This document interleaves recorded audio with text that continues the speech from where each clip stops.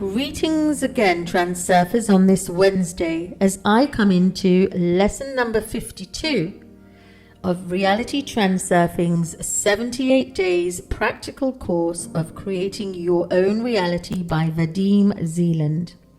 I am a Reality Transurfing coach and trainer, and if you look at the description below, there are many links if you would like to have coaching with me, breathwork sessions with me, but first and foremost, do collect your free energized piece of art that I've put in the link tree below.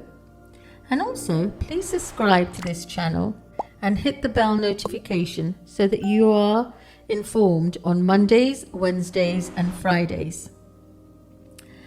So today's lesson is lesson number 52, the Gatekeeper to Eternity. Now, last time we spoke about infinity. Today we're talking about eternity. The space of variance, or the alternatives flow, or the creator space, or the Brahmananda, contains everything. Every timeline, every track line, every film script of everyone and everything. And it contains everything that you desire with your heart and with your mind. And whatever you desire is already yours in that space. Why? Because that space is pure love. You should know, however, that at the threshold of eternity, there stands a gatekeeper, energetic gatekeeper. This is an absolute law, a law of the universe. And this gatekeeper guards access to everything beyond. You have to earn your right to go there. The unremitting guardian only admits those who have the audacity to exercise the right of a master. You have to own it, be it, say it, do it, breathe it, feel it, and have it in your essence of being a master. Only then can you cross over that threshold via that gatekeeper. Your pass is the verdict, and your pass words are: I am capable and worthy because I have decided it is so, and so it is. I don't want and I do not hope. I intend. I set an intention, a pure intention. So I do not hope, I do not wish, I do not pray. I set a pure intention, which in Hindi is called a sankalp, a pure sankalp, a pure intention. Claim this right, and the gatekeeper will throw open your gates to your eternity. If you think about it, what makes a film star different to Joe Bloggs next door? Or a luminary of science different to a mere chemistry student? And the chosen ones different from the ranking file? Well, the answer is one single step.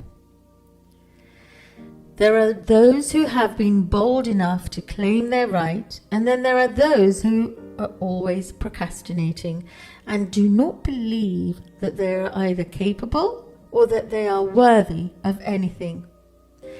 The firm conviction holds in the minds of the timid that the chosen ones exist because all the rest have chosen them on account of their having some exceptionally outstanding quality.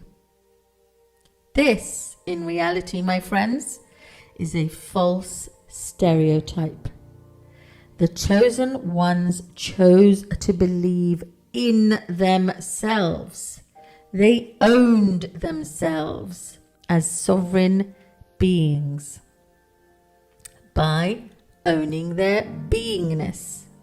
And it is only after taking this step, and because of it, that others started to notice them.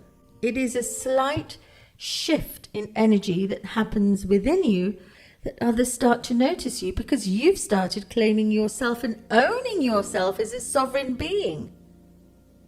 How else can you ever be? So if you start to claim the right to be the chosen one, then the universe will reflect that back to you, sovereign being. And so I ask you today to say to yourself, from this moment on, I choose myself. It is not that you have the right because you are worthy and capable. You have it, the right, as a matter of course. Why? Because it is your birthright. The space of variance beyond this metaphysical mirror contains everything, including something that is even intended for you personally. That is how loving it is. And this is your verdict, that you have this right. This is your pass, your golden ticket to eternity. It sanctions the privilege to create your own reality. So what is stopping you? Why don't you book yourself a free discovery call with me, and we'll take it from there. Wholeness and balanced vibrations until next time.